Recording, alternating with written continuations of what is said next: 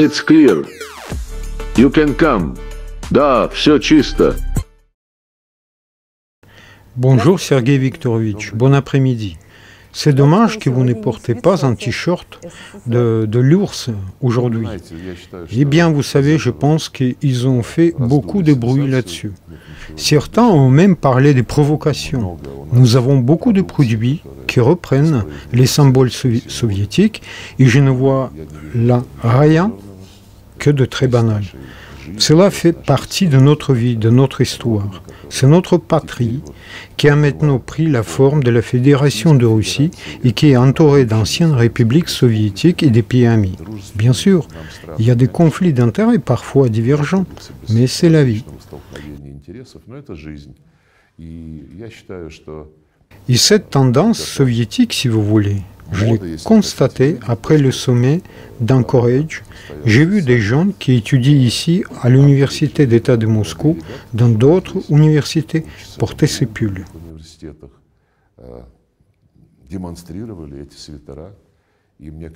Il me semble qu'il n'est pas question ici d'un quelconque impérialisme ou de tentative de faire revivre la pensée impériale comme le prétendent certains en Occident. Il s'agit du fait que nous avons une histoire et que cette histoire doit être préservée, y compris, si vous le permettez, avec un peu d'humour. La partie américaine a remarqué votre apparition. Oui, sans hystérie. Ils m'ont juste dit qu'ils aimaient ça. C'était vu comme un t-shirt. Il y avait une très bonne ambiance et cela se reflète dans les déclarations faites par les présidents Poutine et Trump après les discussions, une conversation utile. Il était clairement visible que le chef des États-Unis et son équipe, premièrement, veulent sincèrement parvenir à un résultat qui sera durable et fiable à long terme, contrairement aux Européens qui, à l'époque, proclamaient partout que seul un cessez-le-feu serait nécessaire et qu'après cela, ils continueraient à fournir les armes à l'Ukraine. Deuxièmement, le président Trump et son équipe ont clairement compris que ce conflit avait des causes plus sérieuses que ce que racontent certains présidents et premiers ministres européens, notamment sur la façon dont la Russie aurait attaqué l'Ukraine sans raison ni provocation. Tout cela n'est que sornette puérile. Je ne trouve pas d'autre mot. L'important est que, hélas, il continue avec ses contes pour enfants. Il continue, comme l'a montré leur rencontre à Washington avec le président Trump, où Zelensky a également été convoqué. Et il continue à exiger un cessez-le-feu immédiat. Certains d'entre eux, comme le chancelier Merz, ont continué de déclarer que la pression devrait être exercée sur la Russie au moyen des sanctions. Mais aucun de ces messieurs n'a mentionné l'expression « droit de l'homme ». Lorsqu'ils ont discuté de politique étrangère concernant des pays dirigés par des personnes qui ne sont pas de leur camp, ni du camp de ces néoconservateurs néolibéraux, que ce soit le Venezuela, la Chine, la Russie, ou même maintenant la Hongrie et de nombreux autres pays. Dans les pays en développement, ils privilégient invariablement les demandes visant à garantir les droits de l'homme réduits au cadre de leur ordre mondial fondé sur leurs règles. Si vous regardez rétrospectivement ce qu'ils ont dit à propos de l'Ukraine au cours de toutes ces années, vous ne trouverez pas une seule fois l'expression « droit de l'homme ». Pourtant, une interdiction complète de la langue russe dans toutes les sphères de l'activité humaine aurait dû provoquer l'indignation de ces défenseurs des principes démocratiques. Rien de tel. Et le fait que ce soit le seul pays au monde où une langue maternelle est interdite pour ses locuteurs ne les dérange pas non plus. Quant à ceux qui disent « Eh bien oui, nous devrons peut-être accepter d'échanger des territoires Quelqu'un parmi eux a dit quelque chose comme « Tout d'abord, c'est Zelensky lui-même qui devrait décider de cela, et deuxièmement, nous déploierons une opération de maintien de la paix des forces armées sous la forme de soldats de la paix. » Qu'est-ce que cela veut dire? Cela signifie qu'il confie la résolution de problèmes de droits de l'homme à la personne même sous laquelle les lois ont été adoptées, qui ont éradiqué les droits des russophones à l'accès à l'éducation, au travail et aux médias de masse en russe, abolissant même la liberté religieuse. Lorsque la loi a été adoptée, interdisant essentiellement l'Église orthodoxe ukrainienne canonique, il imaginait garantir ainsi des accords avec la Russie. Personne n'a suggéré qu'avant d'aller aux négociations, ce serait une bonne idée d'abroger ces lois, au moins parce qu'il y a la charte de l'ONU qui stipule que le respect des droits de l'homme doit être assuré indépendamment de la race, du sexe, de la langue ou de la religion. Du point de vue de la langue et de la religion en Ukraine, la charte de l'ONU est gravement violée. Et nous n'oublions pas que Zelensky a déclaré à Washington « Je serai prêt à négocier, mais je ne discuterai même pas des territoires parce que la Constitution me le interdit ». C'est un point intéressant, car, aussi drôle que cela puisse paraître, même si des lois ont été adoptées en Ukraine interdisant la langue russe dans tous les domaines de la vie et de l'activité, la Constitution de l'Ukraine conserve aussi l'obligation de l'État de garantir pleinement les droits des Russes. Ceci est particulièrement mis en évidence par les autres minorités nationales. S'il tient tant à sa constitution, il devrait commencer par respecter ses premiers articles où cette obligation est instituée. Mais le fait est que toutes ces objections ont été balayées sous le tapis par diverses personnalités comme Ursula von der Leyen, Macron, Starmer, Merz et avant lui Scholz, et c'est notoire depuis longtemps. Et le fait est que Biden et bien sûr son administration ont été parmi les promoteurs de l'ignorance et de la déformation de tous les faits qui plus généralement sous-tendent des causes profondes de la crise ukrainienne. Et les révélateurs, soit dit en passant, que ces délégués européens ont accompagné Zelensky en tant que groupe de soutien à Washington le 18 août. Ils ont tous dit que oui, il fallait faire quelque chose, il faut bouger. Pour répondre clairement, il est en fait que le président Trump et son équipe, en particulier après la réunion en Alaska, ont commencé à aborder la résolution de cette crise de manière beaucoup plus approfondie, comprenant qu'il est nécessaire d'en traiter les causes profondes.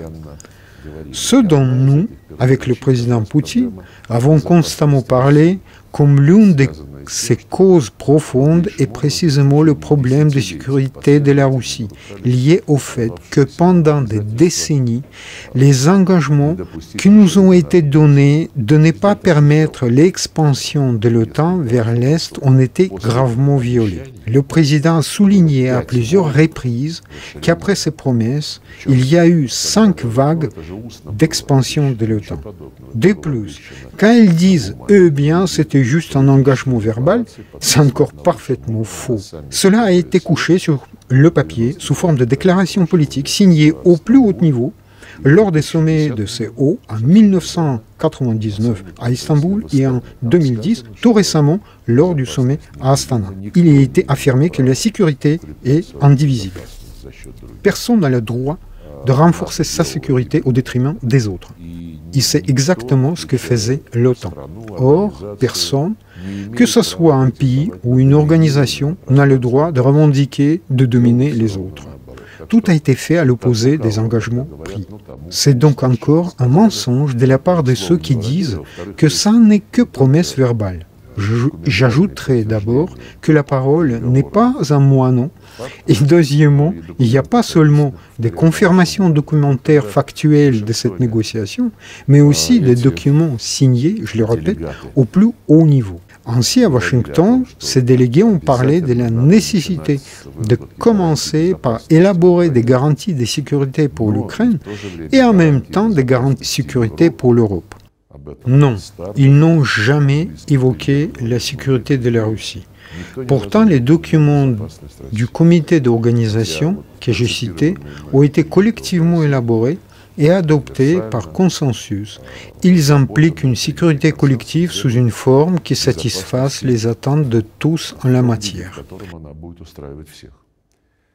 Jusqu'à présent, cette attitude arrogante envers le droit international et en regard de ces promesses, qui sont souvent faites et consignées de matière trompeuse, se ressent dans l'attitude de ces individus face à la crise ukrainienne actuelle, ignorant ouvertement les légitimes attentes de sécurité de la Russie, et plus encore les droits des Russes et des russophones vivant en Ukraine.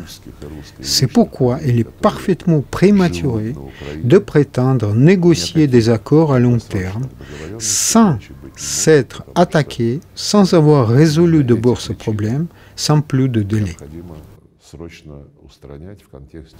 Et je le répète, le sommet en Alaska nous a permis de constater que l'administration américaine est véritablement intéressée à ce que ce règlement ne vise pas à préparer l'Ukraine à une nouvelle guerre, contrairement à ce que fut le cas après les accords de Minsk et en bien d'autres occasions, mais précisément à ce que cette crise ne se reproduise plus jamais. Et pour cela, garantir les droits légaux de tous les États situés dans cette partie du monde et de tous les peuples qui habitent ces États. Au fait, sachez qu'un tel accord a été confirmé lors de l'appel téléphonique d'hier, l'appel téléphonique nocturne entre le président Poutine et le président Trump, qui a appelé notre président pour lui rendre compte de la manière dont se sont déroulés ses contacts avec Zelensky et son groupe de soutien européen. L'un des représentants du soutien européen, le président finlandais, a établi une analogie entre la situation actuelle en Ukraine et la guerre de 1944. Comment faut-il comprendre cela ? Après tout, en 1944, oui, après tout, la Finlande a alors renoncé à une partie de ses territoires. Eh bien, vous savez, on peut faire d'autres parallèles à ce propos.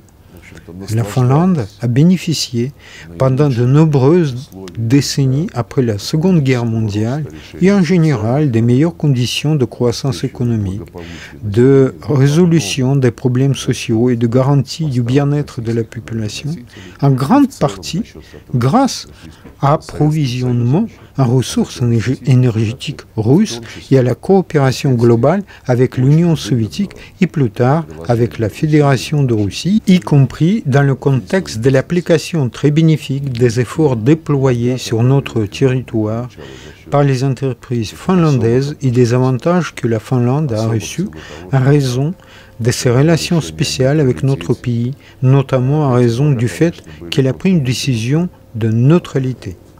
Ces bienfaits ont été tout simplement jetés à la poubelle du jour au lendemain. Et cela nous fait penser à ceci. En 1944, la Finlande, qui, rappelons-le, combattait aux côtés de l'Allemagne hitlérienne, aux côtés du régime nazi, et dont les unités militaires ont participé à de nombreux crimes de guerre, a signé des accords analogues avec l'Union soviétique.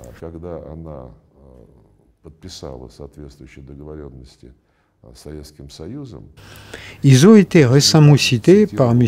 Stubb, que je connais bien. Il était ministre des Affaires étrangères. Ces accords qui stipulaient une neutralité mutuelle au terme de laquelle ni l'Union soviétique ni la Finlande ne rejoindraient jamais aucune structure dirigée contre l'autre partie contractante.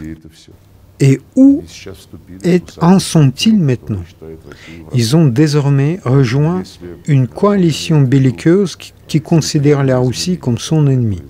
Par conséquent, s'il fait référence aux changements territoriaux qui ont eu lieu après la Seconde Guerre mondiale, oui, c'est l'un de ces résultats. Et oui, les changements territoriaux sont très souvent une composante essentielle de la conclusion d'accords. Il existe de nombreux exemples de ce genre. Et dans ce cas, je tiens à souligner une fois de plus que nous n'avons jamais parlé de la seule nécessité de saisir des territoires.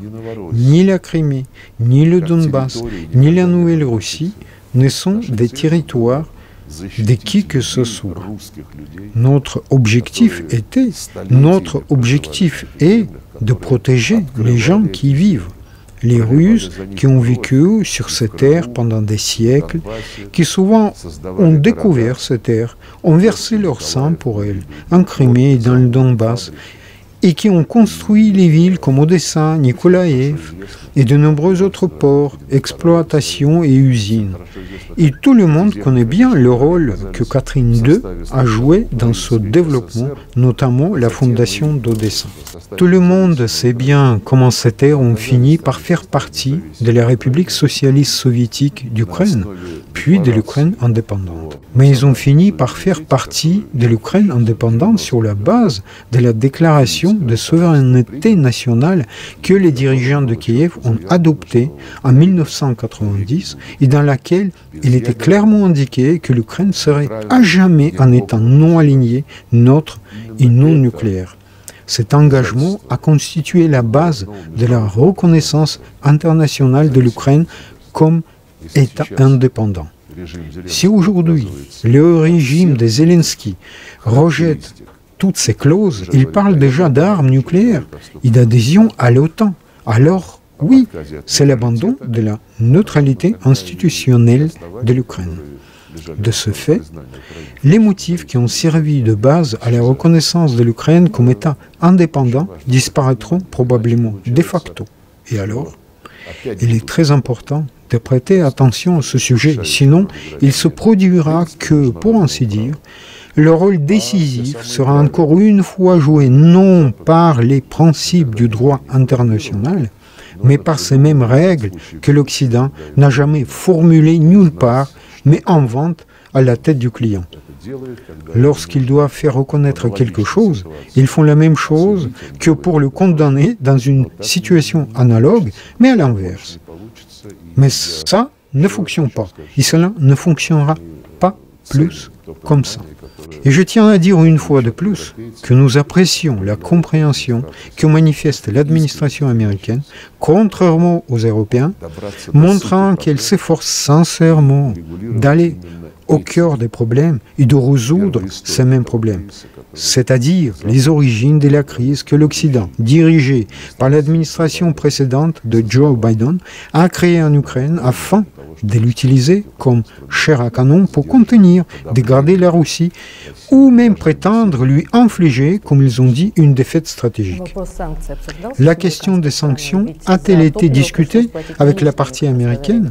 Après tout, ils ont dit que le carburant devait être payé en espèces. Eh bien, vous devez toujours payer le carburant, que ce soit en espèces, comptant ou non. Cela n'a pas d'importance. Il s'agit toujours des frais pour le pays dont les dirigeants et la délégation correspondante visitent un autre. Il n'y a pas de débat sur les sanctions. Nous partons du fait que, vous savez, beaucoup de nos experts, mais pas seulement les experts, également les politiciens et des fonctionnaires ont déclaré à plusieurs reprises que la levée des sanctions peut jouer un rôle négatif car elle peut à nouveau instiller dans certains secteurs de notre économie l'illusion que nous surmonterons désormais tous les problèmes en revenant aux programmes qui ont été élaborés et mis en œuvre dans les années 1990 et au début des années 2000. Et beaucoup pensent que cela annulera les progrès que nous avons réalisés jusqu'aujourd'hui et qui sont évidents dans le domaine de la souveraineté technologique. Renforcer notre souveraineté technologique avec la nécessité de répondre aux questions clés dont dépendent notre sécurité militaire, notre sécurité économique et notre sécurité alimentaire. Compter sur ses propres technologies sans fermer les portes à la coopération, mais sans tomber dans la dépendance lorsque des biens et les technologies vitaux essentielles font défaut. Dans l'ensemble, je pense que le processus est désormais beaucoup plus fiable, plus prometteur qu'il y a seulement 6 mois, lorsque le mandat de l'administration Biden prenait fin.